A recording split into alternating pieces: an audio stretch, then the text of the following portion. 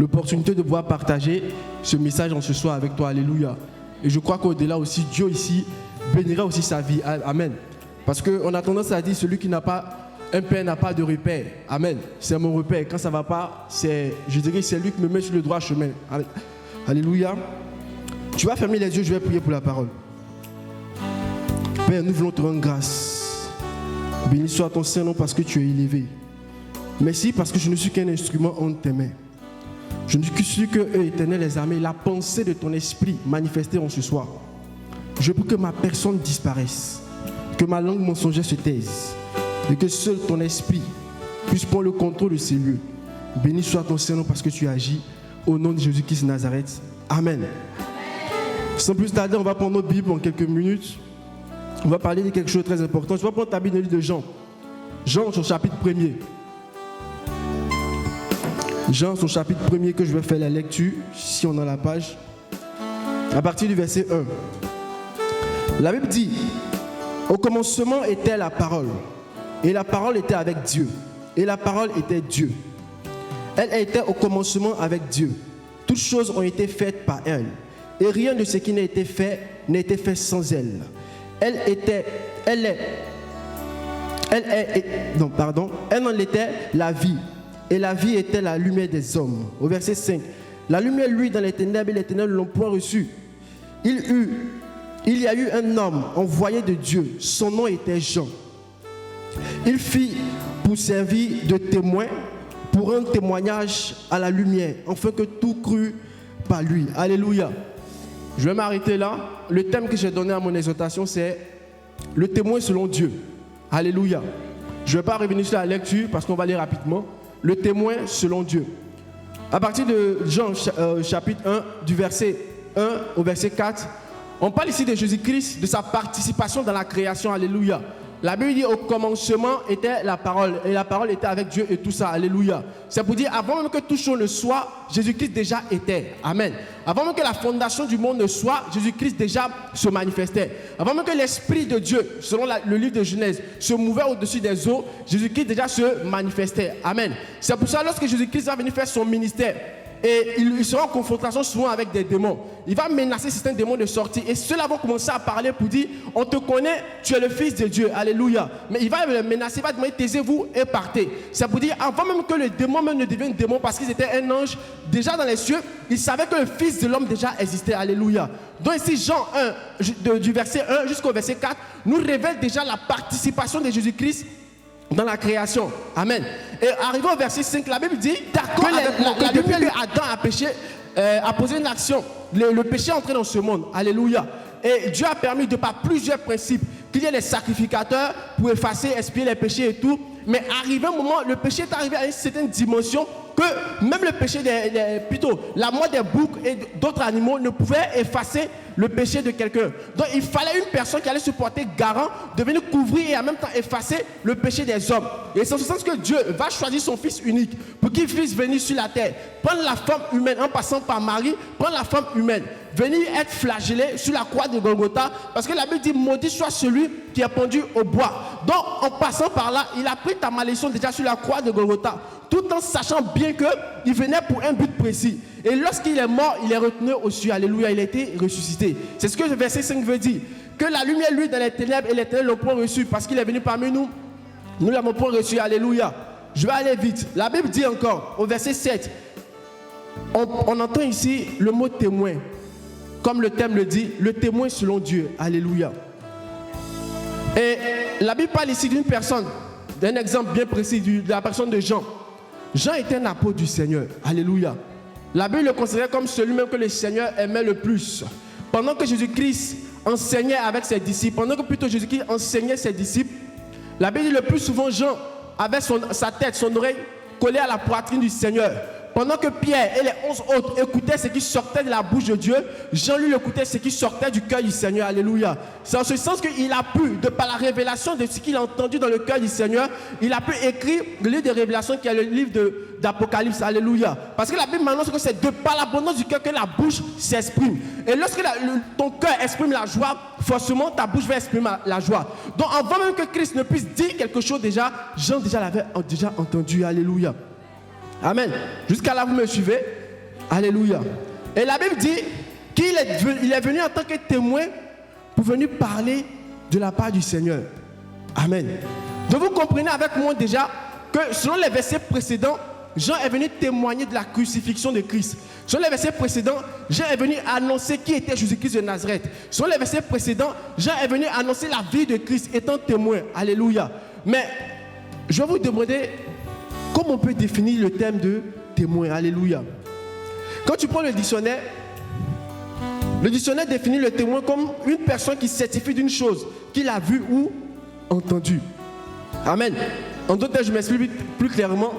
Lorsque une personne assiste à une scène, lorsqu'une personne est présente lors d'une scène, la personne devient automatiquement témoin de la scène par rapport à ce qu'il a vu ou par rapport à ce qu'il a entendu. Donc tu peux être un témoin ayant vu seulement, ou tu peux être témoin ayant seulement entendu. Donc il ne pouvait pas se taire. Quand il voyait certaines personnes en train de diffamer la personne de Jésus-Christ de Nazareth, quand il voyait certaines personnes en train d'écraser l'évangile, Jean était dans son coin, il ne pouvait pas se taire. Parce qu'il était, je dirais, il était témoin de tout ce qui s'est passé. Donc il a fallu qu'il prenne des écrits et commence à annoncer ce que Jésus-Christ a fait. Jean était un témoin pas comme les autres, mais il était un témoin à part. Alléluia. Donc vous êtes d'accord avec moi qu'une personne qui assiste à une scène, par rapport à ce qu'il a vu, par rapport à ce qu'il a entendu, il peut témoigner, mais il peut aussi avoir de faux témoignages. Alléluia. Je ne vais pas m'attarder sur les faux témoignages, parce qu'on parle de faux témoignages, c'est ce qu'on rentre dans la dimension des faux prophètes. Alléluia. Mais je vais rester dans mon thème qui est le témoin selon Dieu. Alléluia. Vous comprenez que Jean n'était pas comme toute personne. Je prends un exemple très clair. Quand il y a un accident ou il y a un meurtre, et on cherche le plus souvent à résoudre, je dirais, le problème, et qu'on n'arrive pas à trouver le coupable, la police fait un appel à témoins, histoire qu'on puisse retrouver le coupable. Et lorsque la police fait l'appel à témoins, il y a des personnes qui ont vécu la scène, qui ont vu, il y a des personnes même qui ont entendu, mais ils ne viennent pas témoigner. De peur d'avoir des représailles au niveau de leur famille, ou même au niveau du travail, ou même certainement de peur d'être impliqués de ce qui va se passer. Alléluia. Donc ils pouvaient mieux se taire et rester dans leur coin. Je ne parle pas de ce genre de témoins là. Alléluia. Mais je parle des personnes qui ont la capacité d'oublier les personnes, d'effacer ce qu'ils sont et de présenter la personne de Jésus-Christ de Nazareth. Alléluia. Parce que de nos jours, Dieu ne cherche plus une personne, mais Dieu cherche des témoins qui sont capables d'annoncer la parole de Dieu, quels que soient les temps et quelles que soient les circonstances. Ils ne vont pas regarder ce qui se passe dans la vie, ils ne vont pas regarder ce qui se passe dans l'église, ils ne vont pas regarder ce qui se passe, je peux dire, dans le quotidien, mais ils vont oublier tout cela pour surmonter toutes choses physiques. Alléluia. Dieu cherche de véritables témoins. Alléluia. Mais avant véritablement d'être témoin, il y a des critères. Vous êtes d'accord avec moi? Je prends un exemple très simple. Je prends l'exemple du mariage. Vous êtes d'accord que tous ceux qui assistent au mariage, que ce soit à l'église ou à la mairie, ils sont tous des témoins. Parce qu'ils sont là, la définition de témoin, on a constaté que c'est celui qui assiste ou même c'est celui qui entend et qui voit une action. Donc tous ceux qui sont dans la salle sont déjà témoins. Mais pourquoi l'autorité française ou même l'autorité de tout État demande qu'il y ait des personnes bien précises qu'on appelle témoins qui puissent certifier que ce mariage-là, on était là. Amen. Sinon, tout le monde peut venir signer. Mais les mariés choisissent au moins 2 ou 3 personnes, je ne sais pas, mais qui viennent attester que ce jour-là, on était témoins de leur union. Alléluia. C'est pour dire même dans cette histoire des témoins, il y a des critères. Alléluia. On ne devient pas témoin comme ça. Qui veut ne devient pas témoin. On n'est pas témoin par sa propre volonté. On n'est pas témoin parce qu'on a envie d'être témoin. Non, on n'est pas témoin parce que le Saint-Esprit survenant sur vous et vous serez mes témoins à Jérusalem. Alléluia. Donc de par là, on comprend déjà que le thème de témoin est rattaché à la personne du Saint-Esprit.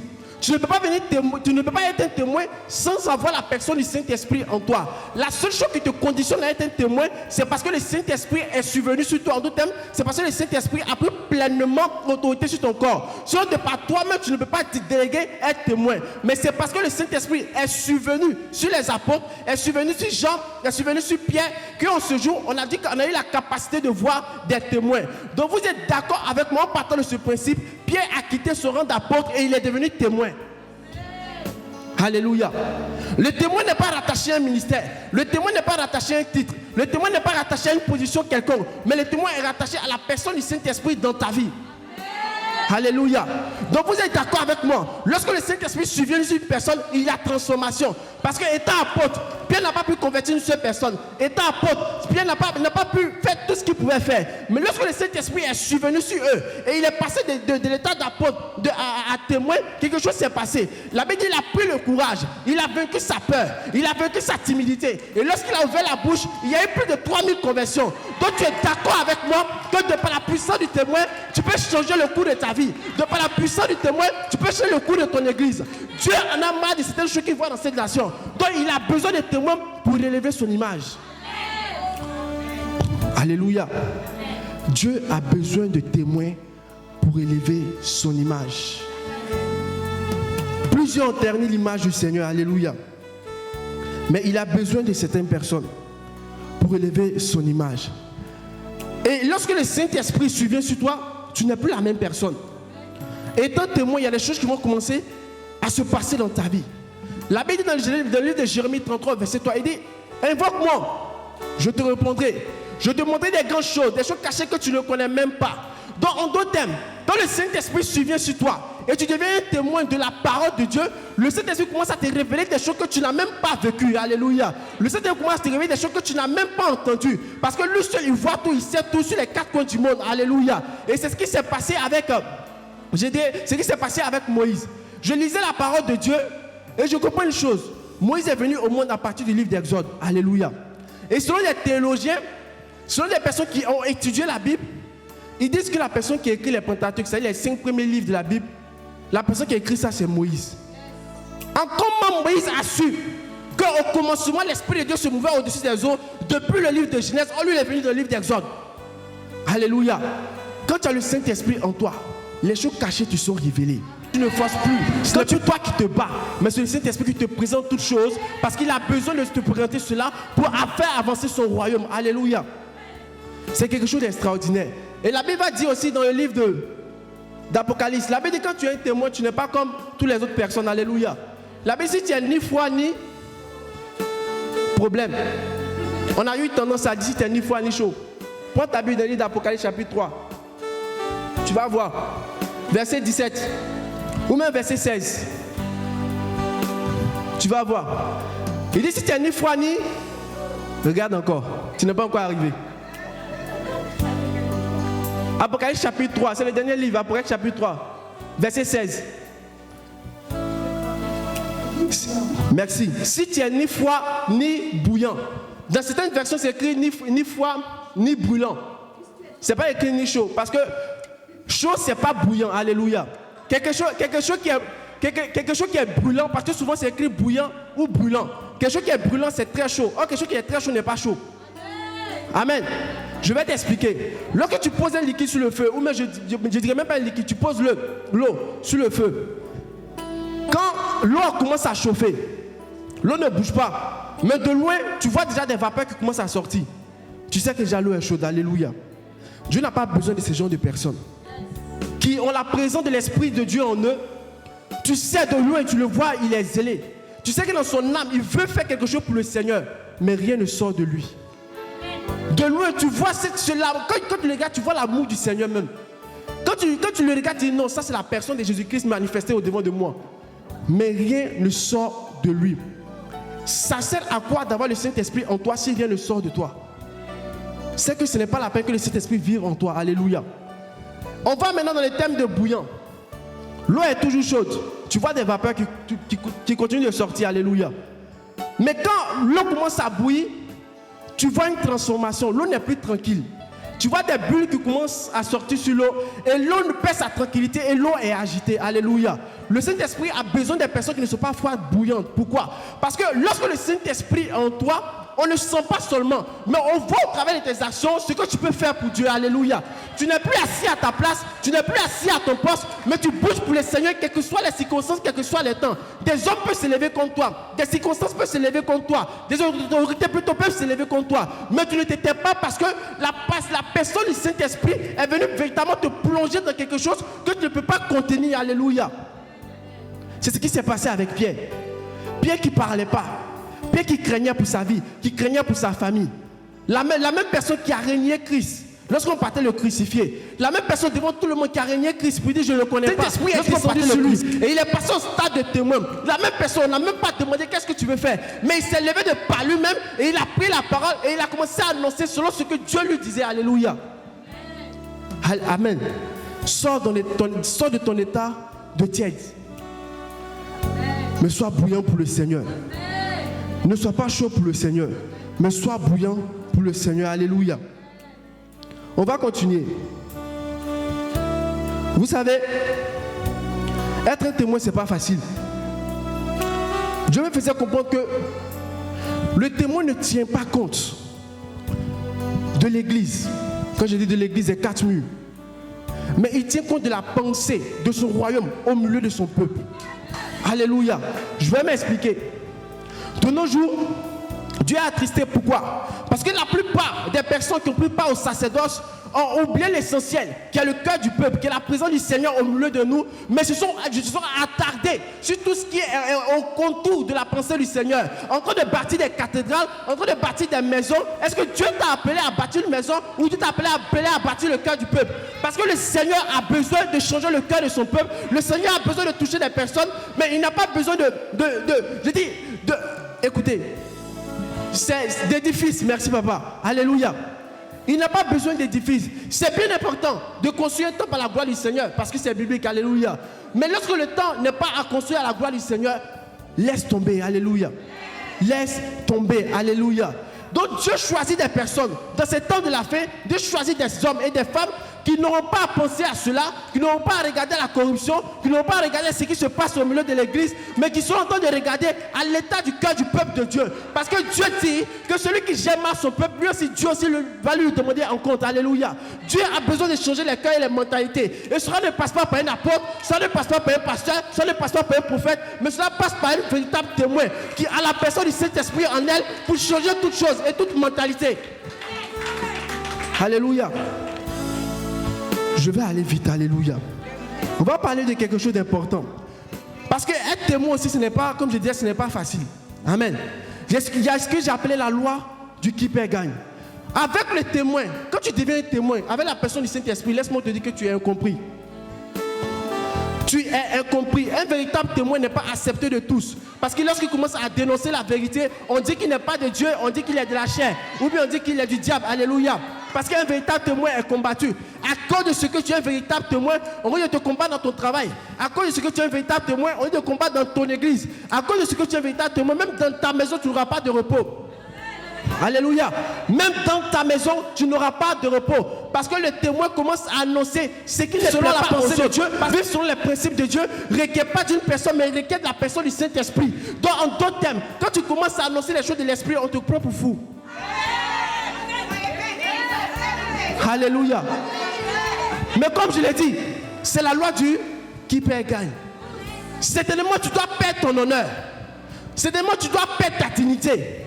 Tu dois perdre ton respect devant tes petits frères. Tu dois tout perdre, mais dans le but de tout retrouver après. C'est ce qui s'est passé avec Jésus-Christ de Nazareth. La Bible, il était assis dans les cieux. Il était respecté des anges. Aucune personne ne pouvait entrer dans sa présence si c'est selon sa permission. Mais il a quitté cette royauté. Il a pris forme humaine. Il est venu sur le milieu devant des personnes. La Bible dit qu'il a été frappé. Il a été insulté. Ils ont craché sur lui, étant même Dieu. Alléluia. Ils l'ont crucifié. Alléluia. Il a perdu sa gloire, mais pour gagner ta personnalité. Il a tout perdu pour te gagner. Il fallait qu'il reste sa royauté pour venir te sauver. Alléluia. Avec la loi du qui perd gagne, c'est comme ça. Il faudrait tout perdre pour gagner tout avec le Seigneur. Alléluia. Je vais souligner un dernier point.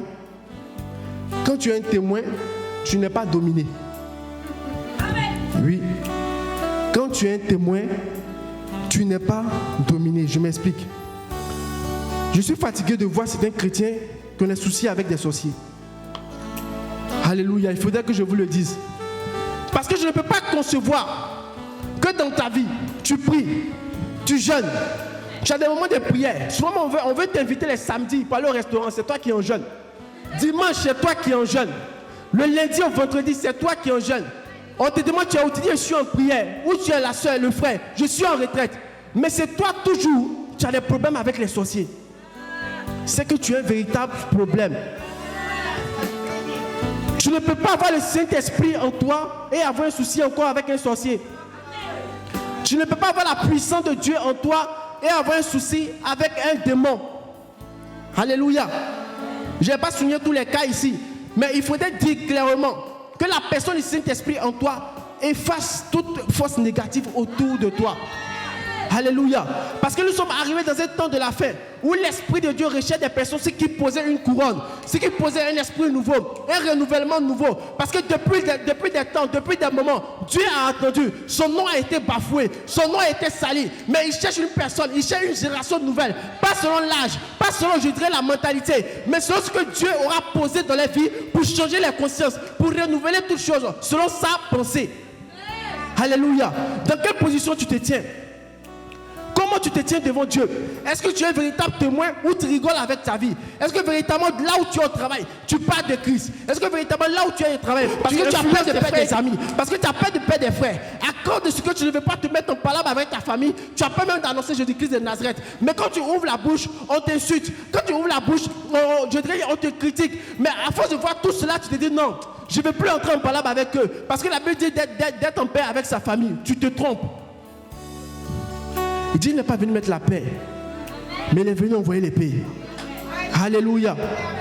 Celui qui n'est pas avec Christ est contre Christ. Nous voyons la mentalité qui est en train d'évoluer. L'islam qui est en train de prendre du terrain. Le satanisme qui est en train de prendre du terrain. Toi, enfant de Dieu, toi, véritable témoin, tu dors. Tu regardes la télé, tu manges, tu dors. Tu gênes, tu dors. C'est pour toi seul. Et tes frères qui sont en train de souffrir à côté. Dieu me faisait comprendre que tout ce qu'on voit aux États-Unis avec les artistes, qui n'ont plus peur de se mettre devant la télévision pour annoncer qu'ils sont de Satan et tout ça, cela arrive bientôt dans cette nation. C'est déjà arrivé. Cela arrive bientôt dans cette nation. Vous verrez des personnes qui seront assises devant la télé, passer sur TF1 des chaînes, dire qu'ils sont satanistes et personne ne pourra rien faire parce qu'ils ont annoncé cela. Et toi, étant enfant de Dieu, quelles sont les résolutions que tu prends pour freiner cela? Étant enfant de Dieu, quelles sont les résolutions que tu prends pour freiner l'avancement du diable? Parce que Satan est en train de gagner du terrain, mais il cherche une personne, le Saint-Esprit. Il cherche une seule personne. Parce que laissez-moi vous dire, Jésus seul a changé la mentalité de ce monde. Donc je crois que pour ma part, moi seul je peux changer la mentalité de ce monde. Je n'ai pas besoin d'un homme, je n'ai pas besoin d'une femme, je n'ai pas besoin d'une qu'on me comprenne, mais je veux que le Saint-Esprit seul puisse m'investir. Alléluia. Est-ce que quelqu'un est avec moi? Tu vas te lever, je vais prier pour toi. Alléluia. Maba on décide qui te l'autre.